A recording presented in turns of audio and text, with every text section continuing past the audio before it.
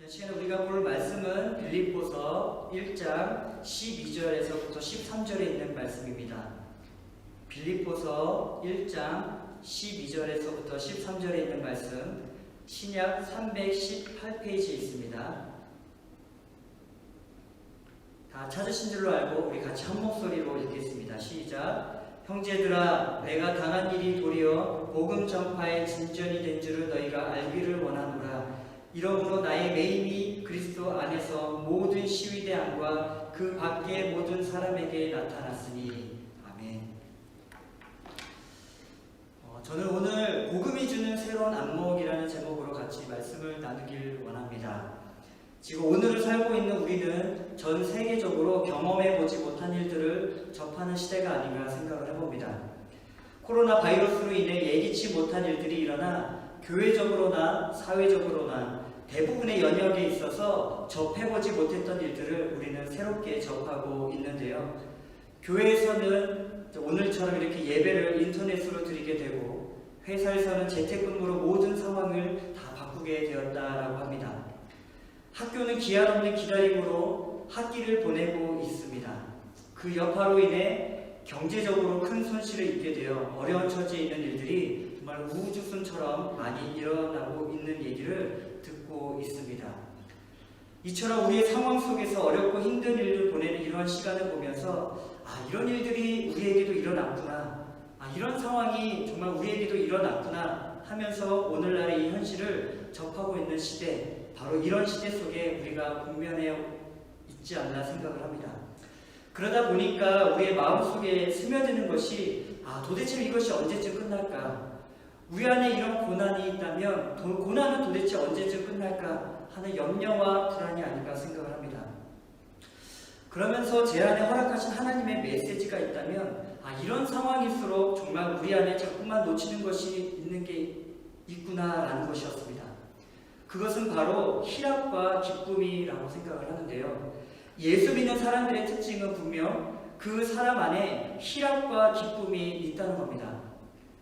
그런데 오늘날 살아가는 우리의 삶에는 근심과 걱정으로 하루하루를 살아가는 그런 연약함이 있기 때문에 자꾸만 예수 믿는 맛의 그 특징을 잃어가고 있다는 거예요.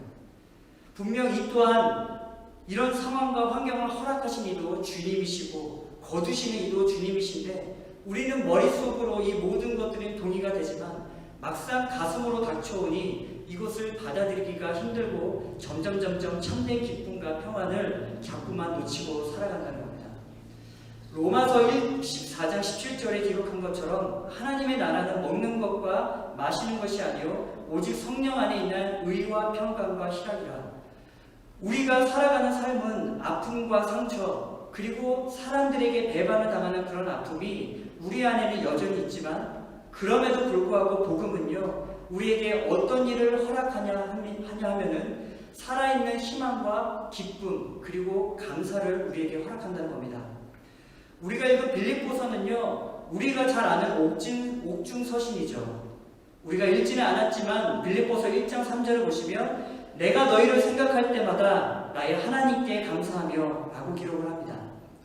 지금 사도 바울이 있는 곳이 어디냐 하면은 바로 감옥이라는 거예요. 사도 바울은 지금 빌립보 교회를 향해 편지를 쓰는데 서신의 본론을 바로 이렇게 시작합니다. 빌립보 성도들이여, 비록 나는 감옥에 있지만 이런 환경 또한 허락하신 하나님께 감사한다 라고 말입니다. 그래서인지 몰라도 본 서신서에서는 14번이나 기쁨이라는 단어가 등장을 하더라고요. 그는 기쁨이 우리 안에 회복되어야 할 것을 잊지 말라고 강구하는 메시지처럼 그렇게 예수 믿는 맛을, 기쁨과 희락을 놓치지 말 것을 강조하고 있다는 겁니다. 그러나 우리가 알다시피 사실 이런 일들을 경험하기가 참 쉽지 않지 않습니까? 고난 속에서도 감사할 수 있는 자가 과연 얼마나 될까요? 진짜 가슴은 아픈데 그 아픈 가슴을 하나님께 토로해도 그 속에서도 감사할 수 있는 일들이 우리 안에 있을 수 있냐라는 겁니다. 지금 사실 사도 바울이 강조하고 있는 고백에 담겨있는 이 기쁨은요, 우리가 행할 때 느끼는 그런 일반적인 기쁨이 아닌 바로 하나님과의 올바른 관계 안에 드리는 참된 기쁨이라는 거예요. 이 기쁨은 세상에서 얻는 수고와 행복을 얻는 기쁨과 비교할 수 없는 그런 하나님과의 올바른 관계를 통해서만 얻어지는 그러한 참된 기쁨을 말입니다. 그러면 사도 바울이 감옥에서도 감사할 수 있고 우리가 느끼는 그런 일반적인 기쁨이 아니라 그 고난 속에서도 하나님과의 올바른 관계를 통해 참된 기쁨을 어떻게 누릴 수 있었는지 오늘 바로 이 본문을 통해서 우리가 같이 한번 보기를 원합니다. 먼저 12절입니다. 우리 같이 한번 읽어볼까요?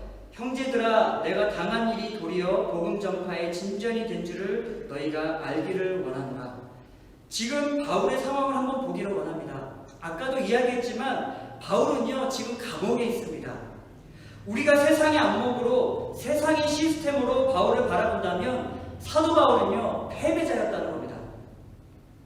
사람들은 바울을 보면서 복음에 대해 심각하게 회의를 가지며 생각했을 거예요. 왜냐하면 정말로 하나님의 뜻에 따라 열심으로 복음을 전파하는 그가 결국엔 다시 감옥에 갇혀있는 신세가 되었기 때문이라는 거예요. 분명히 이런 상황을 바라보는 많은 교회들은 두려움이 커졌을 거예요. 복음을 열심히 전했던 바울이 오히려 감옥에서 처참하게 패배자와 같은 모습을 보게 되어서 말입니다. 그러나 사도 바울은요 다른 눈을 우리에게 보여주고 있다는 거예요. 어떻게 합니까? 형제들아, 내가 당한 일이 도리어 복음 전파의 진전이 되었다 라고 선포하고 있는 거예요. 사도 바울은 지금 사도를 바라보는 눈이 다른 데 있다는 거예요. 그것은 바로 하나님의 은혜를 통해 얻었던 믿음을 통해 그는 사물을 바라볼 수 있는 그 다른 눈이 있게 되었다는 겁니다. 눈에 보이는 대로, 눈에 느껴지는 대로가 아니라 예수 그리스도의 대속의 은혜로 말미암아 영적인 영의 눈이 띄어지고 나니까 믿음으로 바라볼 수 있는 그 눈이 띄어지게 되고 믿음으로 그 상황 속으로 하나님을 인정하면서 바라볼 수 있게 되었다는 것, 이것이 바로 지금 사도 바울의 영안의 눈을 통해 보여주고 있는 우리를 향한 메시지라는 겁니다. 남들은 다 염려하고 있고요, 남들은 다 두려워하고 있는데 복음과 복음의 교회와 복음의 명성이 정말로 해와 두려움으로 염려하고 있지만 그 와중에서 사도 바울은 내가 감옥에 갇혀서 4년이라는 시간 동안 가이사랴에서 2년, 로마에 와서 2년, 그래서 총 4년이라는 시간 동안 나는 감옥에 갇히면서 겪는 이 수고로운 일들이 바로 복음의 진보가 되었다라고 고백을 하고 있더라고요. 우리 인간의 눈으로 볼 때 감옥이야말로 복음의 걸림돌이라고 여기지만 사도 바울에게 있어서 그것은 방해가 되지 않는다라고 선포를 합니다. 오히려 어떻게 선포합니까? 복음이 진보되고 있다라고 이야기를 하고 있습니다.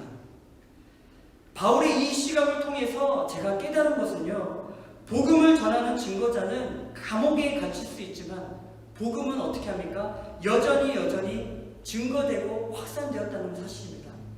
복음은 어떤 상황에서도 갇히지 않는다라는 것입니다. 오늘날 많은 사람들이 한국교회나 이민교회를 바라보면서 나아가 한국 사회나 미국 사회 안에 기독교에 대한 어두운 현실만 이야기하고 있습니다.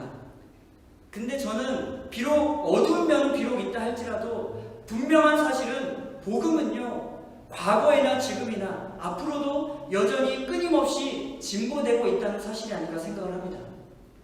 복음 안에는 주님의 죽으심과 다시 사심, 그리고 하늘로 올리셔서 성령 하나님을 이 땅에 보내시는 그런 실질적인 증거와 역사가 있지 않습니까? 성경은 역사에 기반하고 있는 진리의 말씀이기 때문에 이 사건이야말로 팩트이고 놀라운 역사적인 사건이라는 겁니다. 그렇기 때문에 바로 복음을 통해 이루어지는 주님의 통치는 주님을 만날 그날까지 그 영광과 존영은 멈추지 않고 계속되고 있다는 사실이에요. 오늘 말씀처럼 사도 바울은요, 우리 안에 있는 이 패배의식과 두려움과 염려로 가득한 사람들에게 이렇게 이야기를 하고 있습니다. 두려워하지 말라. 복음에는 여전히 진보가 일어났다. 그러니 너희가 눈을 열어 다른 것을 봐야 한다 라고 말입니다. 세상이 말하는 보편적인 방식으로 복음을 바라보지 말고 아직도 충분히 성화되지 못하고 우리 안에 걸러지지 못한 육체적인 본성, 그 죄의 감성이 이끄는 대로 그저 이끌리지 말고 하나님의 말씀이 인정되는 가운데 이러한 상황을 바르게 볼 때 복음의 진정과 도움이 있었다는 사실을 우리는 봐야 할 것입니다. 그러면 사도 바울이 자신이 처한 이 상황을 다르게 볼 수 있는 그 관점, 그것이 과연 무엇이었을까? 저는 바로 이것에 좀 초점을 두고 같이 말씀을 나누기 원합니다. 첫 번째입니다. 첫 번째는요, 하나님의 은혜, 바로 본질에 충실했던 사도 바울의 안목이었습니다. 한번 이 부분을 우리가 생각해 보기를 원합니다. 어떤 분들은요, 이렇게 이야기할 수 있을 것 같아요. 사도 바울이 가지고 있었던 기질이나 천성이 긍정적이었고 밝았고 적극적인 사고 때문에 바로 사도 바울은 이런 모든 상황을 극적으로 이겨냈지 않았나 라고 이야기할 수도 있겠지만, 신앙은요, 분명한 선천적인 기질과는 다르다는 겁니다. 왜냐하면 신앙은 분명 우리 안에 성령 하나님이 보내주신 그 역사하심을 통해 바깥에서부터 속으로 넣어주신 그런 놀라운 사건이 있기 때문에 어느 누구든 차별 없이 하등 없이 주님의 복음을 만나면 분명한 눈에 그 시각이 열리게 된다는 것입니다. 그렇기 때문에 이것은 우리의 선천적인 기질과는 다르다는 거예요. 분명 우리에게는 아픔과 눈물이 있는데 밝게 보려고 노력해도 적극적으로 생각해도 아무리 적극적으로 긍정적으로 생각한다 한들 쉽게 바뀌지 않는다는 것을 우리는 경험하지 않았습니까? 예전에 제가 성인 젊은 남녀 부부 그룹을 목장을 담당했을 때가 있었습니다. 그때 목장 모임을 하다가 이런저런 이야기를 하다가 이런 이야기가 한번 나왔어요. 우리가 겪는 부부싸움의 원인이 뭘까? 라는 것이었습니다. 아무래도 젊은 사람들이었기 때문에 보통 결혼한 지 한 10년, 15년 이내에 부부의 삶을 살다 보면 한 번쯤 다루게 되는 그 주제, 부부싸움이 도대체 왜 일어났을까? 바로 이 부분에 대해서 한번 이야기를 한 적이 있었습니다. 근데 어느 한 집사님께서 이야기를 하시더라고요. 내가 이만큼 희생했으니까 당신도 이만큼 희생해야지. 그런 것 때문에 우리 안에 있는 그런 자아가 죽지 않아서 부부싸움이 일어나는 것이 아닐까요? 라고 이야기를 하시더라고요. 그래서 제가 이렇게 한번 되물어봤습니다.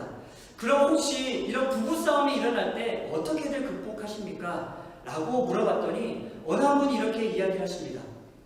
자신은 성격이 좀 욱하는 성격이 있지만 그러한 상황 속에서도 긍정적인 사고를 발동시킨다라고 하시더라고요. 예를 들면 내가 만약에 우리 아내가 장애를 겪고 있었다면 지금 이 순간에도 아내가 해야 할 일을 내가 다 해야 하는데 분명 아이를 씻기거나 요리를 하거나 운전을 하거나 이 모든 일조차도 내가 다 해야 되는데 아내가 건강한 것도 감사하고 긍정적으로 생각하면 이 모든 것들이 넘어져 가더라고요 라고 이야기를 하시더라고요. 그런데 그 뒤에 하시는 말씀이 있었습니다. 저는 그 말을 아직도 잊을 수 없었습니다. 근데요, 아무리 긍정적인 사고나 감사거리를 찾으려고 몇 번의 반복을 해도 노력을 해도 이런 일들이 자꾸만 반복이 된다면 참기는 어려울 것 같아요 라고 이야기를 하셨습니다. 혹시 여러분들은 어떻게 생각을 하십니까? 저는 너무나도 참 공감이 되더라고요. 아무리 긍정적인 사고를 우리가 발동시킨다 하더라도 그것은 신앙으로 극복된 시각이 아니기 때문에 어느 순간에 우리는 이런 상황이 닥치게 되면 또다시 무너지게 된다는 것입니다.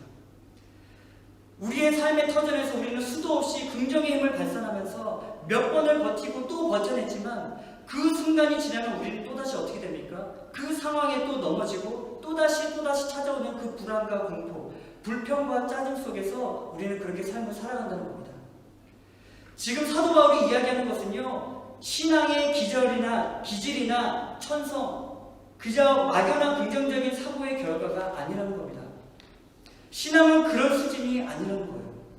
그것은 분명 복음을 통한 다른 눈을 통해서만 가능하다는 걸 우리에게 이야기하고 있습니다. 그것이 무엇입니까? 오직 하나님의 은혜를 통해서만 가능한 것입니다. 여러분, 복음을 통한 다른 눈이 도대체 무엇일까요? 오직 예수 안에 자신의 한계를 알고 그 안에 자신의 죄악을 깨닫고 자신에게 어떠한 크레딧도 줄 수 없는 자신을 바라보는 눈, 그 눈부터 시작하는 것이 바로 복음을 통한 눈 아니겠습니까? 그래서 끝없이 애통해하며 철저히 자신이 어떤 자인지 아는 인식을 통해서 우리를 끝까지 사랑하시는 그 신실하신 하나님의 행하심을 붙드는 그런 노력, 그런 하나님의 허락하시는 메시지, 그런 영안의 눈이 띄어지는 것, 그것이야말로 복음을 통한 다른 눈이라는 사실입니다. 만약 사도 바울이 이런 자신의 한계를 깨닫지 못했다면 그는 아마 감옥 안에서도 이렇게 불평하지 않았을까요? 주님, 제가 이만큼 주를 위해 살아왔는데, 주님이 하라고 하시는 뜻대로 그렇게 순종하며 살아왔는데 이런 고난을 나에게 왜 허락하셨습니까? 라고 말이죠. 그러나 바울은요, 그렇게 하지 않았다는 겁니다. 로마서 7장을 보시면 그는 늘 어떠했습니까? 늘 죄와 싸우며 자신의 연약함을 탄식하며 부르짖는 바울의 모습이 나타나더라고요. 로마서 7장 21절에서부터 24절에까지 보시면, 그러므로 내가 한 법을 깨달았노니 곧 선을 행하기 원하는 나에게 악이 함께 있는 것이로다. 내 속사람으로는 하나님의 법을 즐거워하되 내 지체 속에서 한 다른 법이 내 마음의 법과 싸워 내 지체 속에 있는 죄의 법으로 나를 사로잡는 것을 보는도다. 오호라, 나는 공고한 사람이로다. 이 사망의 몸에서 누가 나를 건져내라. 아마 사도 바울도 자신의 마음속에 끝없는 자신과의 싸움이 그 안에도 분명히 존재하고 있었다는 거예요. 그럼에도 불구하고 그는 끊임없이 어떻게 합니까? 자신을 되돌아보며 자신의 연약함을 하나님 앞에 토로하며 그렇게 하나님 앞에 울부짖었다는 거였습니다. 말씀의 진리 앞에 자신을 바라보며 자신의 연약함을 깨닫게 되는 그때부터 우리는 복음에 대한 진보의 눈이 열리기 시작한다는 것입니다. 이것이 바로 사도 바울이 가졌던 첫 번째 영안의 눈이라는 것입니다. 그러면 또 다른 바울의 관점은 무엇입니까?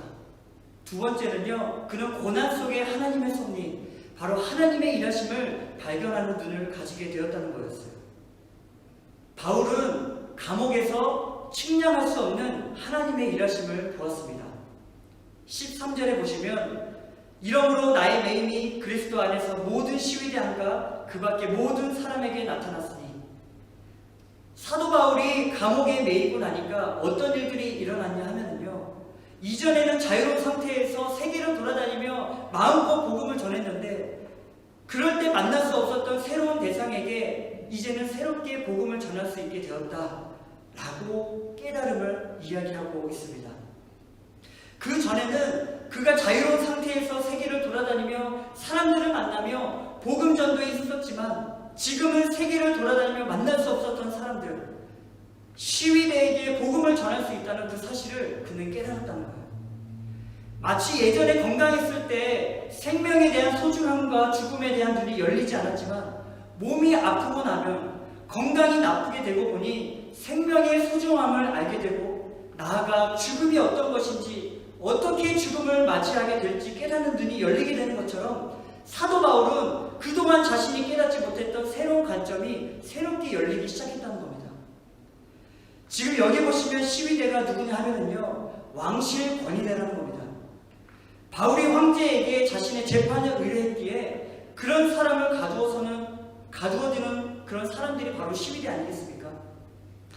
그런 시위대에게 사도 바울은 거저없이 기껏 없이 바로 복음을 전했다는 사실입니다. 만약 사도 바울이 감옥에 갇히지 않았더라면 시위대들이 복음을 들을 수 있지 못했을 텐데 새로운 복음의 전도 대상을 만났다는 감격으로 사도 바울은 그런 눈이 떠졌다는 거예요. 시위대들은 분명 지금까지 너무나도 많은 그리고 너무나도 다양한 종류의 죄수들을 보지 않았겠습니까? 신분이 높은 지휘관부터 시작해서 신분이 낮은 지휘관까지 수많은 사람들을 만났을 텐데 시위대들이 사도 바울을 보면서 이 사람은 정말 다르구나. 이 사람은 정말 참 인내심이 많고 사려가 깊고 온유하며 용기가 있고 정말로 담대한 죄수구나.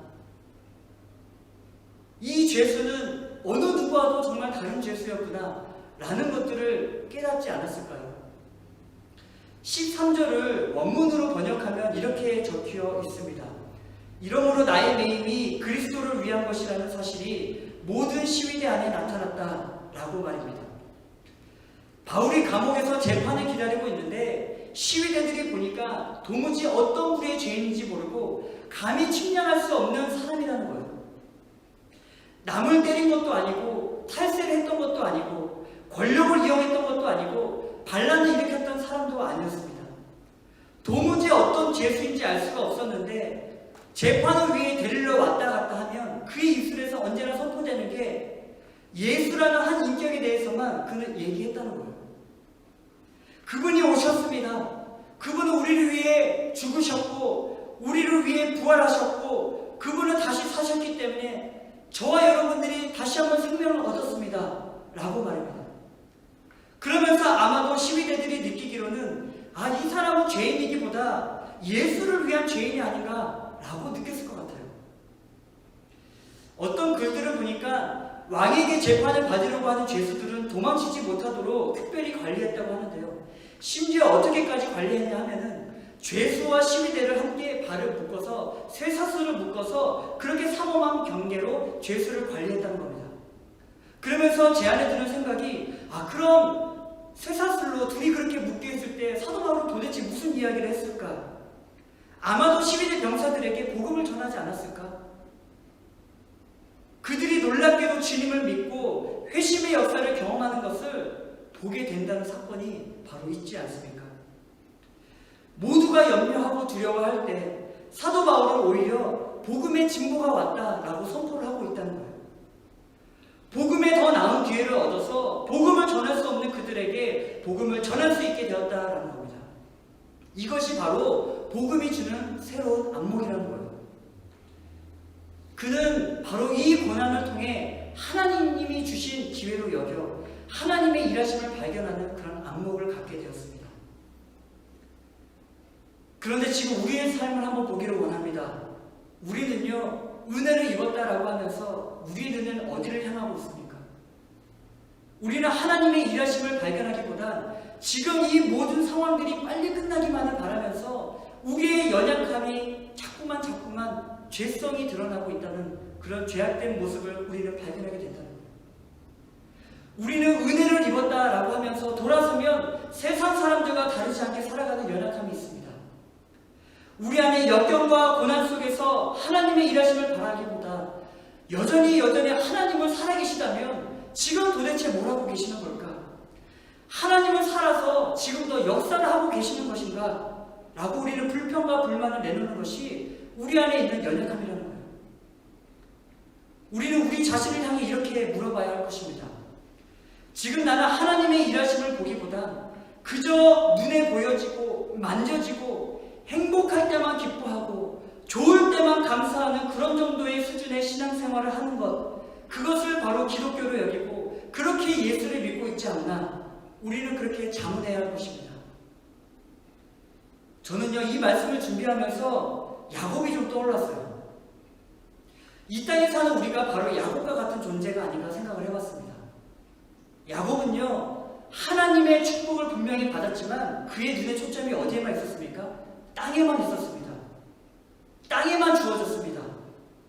하나님의 복이 임할 것을 기다리지 않고요, 땅에만 그의 눈은 여전히 머물고 있었다는 거예요.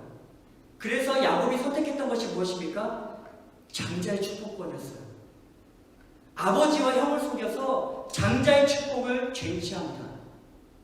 분명히 복을 얻기는 얻은 것 같은데 그 뒤에 야곱을 기다리고 있는 게 우리는 무엇인지 알고 있지 않습니까? 바로 형으로부터 당하게 될 보복, 두려움이 있었다는 거예요. 야곱은요, 이 땅에서 고난을 피해 그가 얻고자 하는 모든 것을 얻으려고 길을 쓰고 애썼지만 결국에 그의 삶은 여전히 무엇이 찾아옵니까? 불안과 공포가 찾아왔다는 거예요. 모든 것을 누리고 삶을 살았던 것처럼 느꼈지만 여전히 그의 삶 한쪽 안에서는 불안과 두려움이 있었다는 겁니다. 장자의 축복권을 쟁취한 야곱을 형이 죽을 것이라는 그런 두려움. 그래서 어떻게 합니까? 야곱은 생명을 부지하기 위해 900km나 되는 라반 삼촌의 집으로 도망쳐 가게 되지 않습니까? 그런데 베델에서 바로 이런 일이 일어납니다. 하나님이 먼저 야곱에게 찾아오십니다. 어떤 일이 일어날지 모르는 야곱의 삶 속에 하나님이 먼저 찾아오셔서 바로 하늘과 땅과 하늘을 연결시키는 사다리로 그렇게 찾아오시더라고요. 창세기 28장 12절에 보시면 꿈에 본즉 사닥다리가 땅 위에 서 있는데 그 꼭대기가 하늘에 닿았고 또 본즉 하나님의 사자들이 그 위에 오르락 내리락 하고, 그렇게 두려움에 사로잡힌 야곱의 삶에 이 땅이 전부라고 생각했던 야곱의 생애 속에 누가 찾아오십니까? 하나님이 찾아오십니다. 하나님이 찾아오셔서 그의 마음을 터치하시고 직접 개입하셔서 하늘의 문을 여시고 땅에서부터 하늘에 맞닿은 놀라운 하나님의 영안의 세계를 열어가신다고 합니다. 하나님은 두려움에 사로잡힌 야곱의 삶에 그의 삶을 이미 미리 아신 바 되어서 당신의 일하심을 그에게 허락하신 사건, 바로 하나님의 은혜의 역사가 그의 위에 임했다는 사실, 바로 이런 사건이 있게 되었다는 겁니다. 대부분의 수많은 사람들은요, 고난 속에서 하나님의 일하심을 발견하기보단 고난이 없이 그저 이 땅에서 잘되고 이 땅에서 뭔가를 소유해야 하고 원하는 것을 누려야 정말 진짜 복을 누린다라고 우리는 그렇게 여깁니다. 우리가 살아가는 이 세상이 전부인 것처럼 우리는 자꾸만 그렇게 여기며 살아갑니다. 그래서 조그만 일이 풀리지가 않으면, 조그만 내 삶의 영역에서 안 좋은 일들이 일어나게 되면 그때서부터 우리는 어떻게 합니까? 초조해하기 시작하고요, 불안해하기 시작한다는 거예요. 그러나 우리가 기억해야 할 것은요, 이 땅이 전부가 아닙니다. 하나님이 지금 우리에게 허락하신 고난이 있다면 그 고난은 하나님이 여전히 일하셔야 할, 하나님이 여전히 일하시고 계실 하나님의 놀라운 축복이고 기회이고 하나님의 방법이라는 사실을 우리는 깨달아야 한다는 거예요. 비록 고난을 통해서 우리의 불안을 여전히 완전히 떨쳐낼 수는 없지만 우리 안에 그런 사건을 통해 또다시 먼저 찾아와 주신 예수님의 사랑, 그 은혜의 눈이 열릴 때 우리에게 허락된 고난까지도 그것이 바로 하나님이 허락하신 일하심인 줄 알고 우리는 그 상황을 통해 이겨낼 힘과 지혜를 하나님께 구할 수 있게 된다는 사실이에요.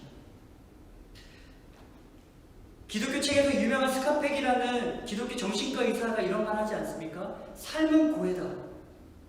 이 말의 뜻은 도대체 무엇입니까? 사람들은 고난 없이 사람들을 통해 어떠한 성취와 노력을 통해 진짜 행복을 찾으려고 기를 쓰고 애쓰지만 사람들의 마음 구석구석엔 그 눈물이 그칠 날이 없다는 거 아니겠습니까? 왜냐하면 세상은 자꾸만 고난 없이 소유를 통해 복을 누리는 것, 이것이 참된 축복이고 참된 기쁨이라 가리키기 때문이에요. 그러나 성경은요, 절대로 그렇게 우리를 위로하지 않습니다. 성경은 오직 하나님의 은혜를 통해 복음이 주시는 눈이 그 열림을 통해서 자신을 바라보고 탄식하는 눈물이 없이 진짜 행복과 진짜 기쁨을 누리지 못한다라고 성경 우리에게 가르치고 있습니다. 우리는요, 고난을 피할 수가 없습니다. 우리는 고난을 통해서 우리 자신을 바라볼 수 있는 존재이기 때문입니다. 그리고 우리는 고난을 통해서 하나님의 일하심을 바라볼 수 있는 존재이고요. 소유를 가지고 복을 다 누리지만 소유는 그때뿐임을 우리는 너무나 잘 알고 있지 않습니까? 그 어떤 것도 우리를 참되게 만족시켜주는 것은 아무것도 없습니다. 사닥다리가 땅에서부터 하늘로 연결되듯이 우리의 삶이 그렇게 하늘과 땅이 연결되어야만 우리는 이 땅을 바르게 살고 아픔 많은 이 세상을 위로하는 그런 참된 복의 근원으로 살아갈 수 있다는 사실입니다. 말씀을 정리하겠습니다. 사도 바울은요, 겪는 고난은 그저 우리가 겪고 있는 그런 막연한 고난이 아니라 하나님이 우리에게 허락하신 축복이고 은혜의 통로라는 사실을 우리는 기억하길 원합니다. 사도 바울도 우리와 똑같은 사람이더라고요. 사도 바울도 우리와 똑같은 연약함이 있기 때문에 그도 똑같이 고난을 겪었습니다. 그러나 그는 그 고난 속에서 하나님을 통해 바라볼 수 있는 눈, 그런 시각이 달랐다는 것, 그것이 바로 우리와의 다른 점이라는 거예요. 고난 속에서도 복음이 주는 새로운 안목으로 기뻐할 수 있었던 일들이 무엇인지 우리는 기억하길 원합니다. 감옥 안에서도 그의 입술 속에 고백된 이 고백, 복음이 오히려 진전되고 있다라고 했었던 그의 고백은 철저히 하나님의 은혜를 통해 자신을 알고 하나님의 크신 사랑을 먼저 깨달을 수 있었기 때문에 나올 수 있는 고백이라는 것, 우리는 그 사실을 기억해야 할 것입니다. 그리고 복음이 주는 또 다른 눈, 고난을 통해 분명히 하나님의 일하심이 있습니다. 우리가 삶을 살아갈 때 우리 안에 고난을 피할 수는 없지만 그 고난이 닥칠 때마다 우리가 기억해야 될 것, 가장 본질은 우리가 하나님의 은혜를 기억할 때 바로 하나님의 그 상황에 허락하신 모든 일들을 우리는 이겨낼 수 있음을 기억하며 이 모든 상황을 믿음으로 이겨내시는 저와 여러분 되길 예수님의 이름으로 축원드리겠습니다. 우리 같이 한번 찬양하면서 우리 같이 좀 기도하는 시간을 갖기로